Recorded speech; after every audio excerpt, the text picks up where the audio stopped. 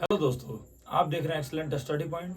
आज हम लोग पढ़ेंगे क्लास 12 के लिए बहुत ही इंपॉर्टेंट टॉपिक कूलाम का नियम, कूलाम्स लॉ। ये क्लास 12 के लिए बहुत ही इंपॉर्टेंट टॉपिक है, इससे हर साल सवाल पूछा जाता है। तो इस वीडियो को आप एकदम आराम से देखिए, इसके बाद आपको कोई भी डाउट नहीं होगा। ठीक है, अगर वीडियो पसंद आता है तो वीडियो को लाइक करिए और चैनल को सब्सक्राइब करिए और अपने दोस्तों के पास भी शेयर करिए। तो चलिए वीडियो को बिना बड़ा किए हुए शुरू करते हैं आज का अपना टॉपिक कूलाम्स लॉ। तो सबसे पहले स्टेटमेंट पढ़ लेते हैं कि कूलाम्स लॉ का स्टेटमेंट क्या है। यदि दो बिंदु आवेशों के बीच की दूरी स्थिर हो, दो बिंदु आवेशों के बीच की दूरी स्थिर हो तो उनके बीच लगने वाला आकर्षण या प्रतिकर्षण बल दोनों आवेशों के गुणनफल के समानुपाती तथा दोनों आवेशों के बीच के दूरी के वर्ग के व्युत्क्रमानुपाती होता है। ठीक है, तो एक बार स्टेटमेंट आपने पढ़ा, इससे देखिए कैसे इसको डिराइव करेंगे। देखिए बोला है कि यदि दो बिंदु आवेशों के बीच की दूरी स्थिर हो, मान लेते हैं कि कोई ये बिंदु आवेश है, ये हमारा Q1 आवेश है और ये मान लेते हैं हमारा Q2 आवेश है और दोनों के बीच की दूरी स्थिर है। स्थिर मतलब फिक्स है। मान लेते हैं बीच की दूरी R है और बीच में जो लगने वाला बल है क्या है, F है। दो आवेश हमने लिया है, बिंदु आवेश Q1 और Q2।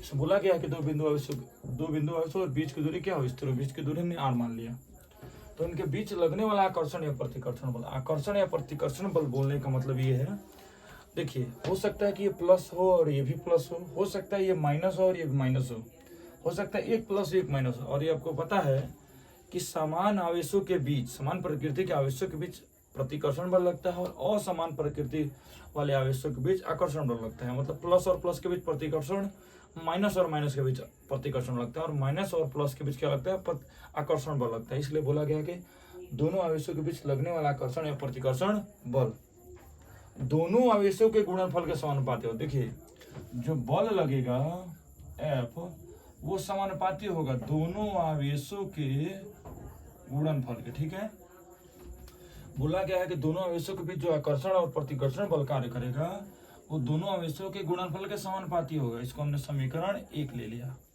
और अगला स्टेटमेंट बोला दोनों आवेशों के बीच की दूरी के वर्ग के व्युत्क्रमानुपाती होगा। मतलब कि बीच की दूरी R है, इसके वर्ग का व्युत्क्रमानुपाती होगा। ये समीकरण हम 2 ले लेते हैं। समीकरण 1 और 2 से, समीकरण 1 तथा समीकरण 2 से जब 1 से करेंगे तो हो जाएगा F समानुपाती Q1 Q2 बटा R स्क्वायर। ठीक है, जब भी समानुपाती का चिन्ह हटाते हैं तो कुछ ना कुछ कांस्टेंट लिया जाता है। तब हमने कांस्टेंट ले लिया K Q1 Q2 बटा R स्क्वायर। ठीक है, ये हो गया हमारा कूलाम का नियम। ठीक है, और यहाँ से देखिए जो K का मान होता है वो होता है, K है क्या, नियतांक है, और K का मान होता है 1/4 पाई एप्सिलॉन नॉट या 9 गुणे 10 के पावर 9 न्यूटन मीटर स्क्वायर बटा कूलाम स्क्वायर। ठीक, तो लिख भी सकते हैं कि F बराबर, देखिए K का मान कितना है, 1/4 पाई एप्सिलॉन नॉट है, तो लिख सकते हैं 1/4 pi epsilon not Q1 Q2 बटा R स्क्वायर। ये भी हो सकता है, या ये भी तो लिख सकते हैं कि F है तो F K के जगह पे क्या लिख सकते हैं, 9 गुणे 10 के पावर 9, तो 9 गुणे 10 के पावर 9 Q1 Q2 बटा R स्क्वायर। तो ये भी कूलाम्स लॉ है। ठीक है, और इसमें देखिए जो एप्सिलॉन नॉट है ये है निर्वात की विद्युतशीलता।